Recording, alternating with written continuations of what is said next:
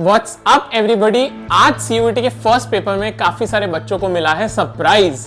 अब किस तरह के 3 से 4 सरप्राइजेस देखे गए वो मैं आपको इस वीडियो में बताऊंगा, सो ध्यान से इस वीडियो को देखना।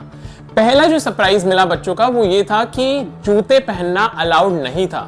सो कुछ बच्चे जो जूते पहनकर गए थे उनको वहां पर बोला गया कि you will have to remove your shoes and only then you will be allowed to enter into the examination hall. ऐसा एंटी इसलिए करता है ताकि किसी भी तरह की मैल प्रैक्टिस या चीटिंग प्रैक्टिस रोकी जा सके। सो अगर आपका एग्जाम अभी नहीं शुरू हुआ है या फिर आप अपना एग्जाम कल लिखेंगे, सो प्लीज एंश्योर कि आप जूते पहनकर नहीं जाएं। You should wear any footwear which makes your feet visible. So चप्पल हो सकती है, फ्लोटर्स हो सकते हैं, स्लाइडर्स हो सकते हैं। सो प्लीज एंश्योर आपका जो फुटवेयर है वो करेक्ट हो। दूसरी चीज जो देखी गई, काफी सारे बच्चों ने हमें कंप्लेन किया है कि सर इतनी सारी फॉर्मेलिटीज थी कि हर 15 मिनट बाद वो किसी ना किसी मार्क्स के लिए या फिर साइन के लिए या फिर डॉक्यूमेंट के लिए आ जा रहे थे।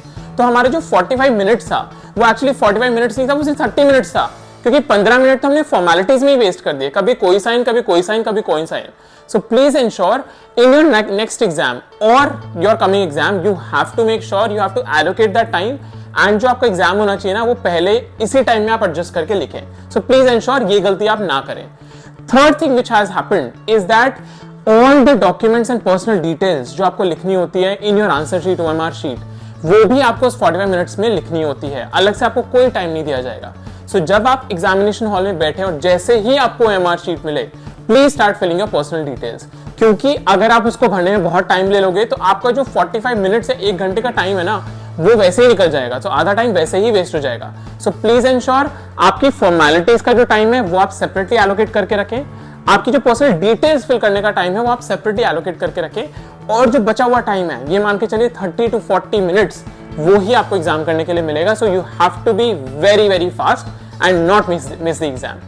One other thing which has been told to us by the students is कि format of the first paper which is an English paper is absolutely different। जो last year exam आया था और जो इस साल एग्जाम है उसमें जमीन अंतर का फर्क है। The kind of questions which are there, the kind of length of paper which was there, the kind of framework which was there is very different। अब जो नया framework CUET NT अब लाया है वो काफी लेंदी है।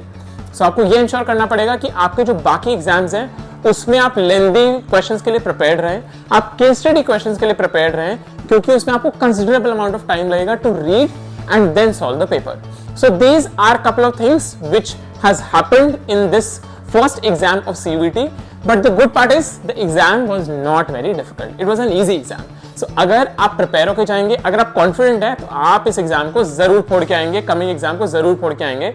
आई wish you all the best, take care of the things that I mentioned and keep following CUETpro.com।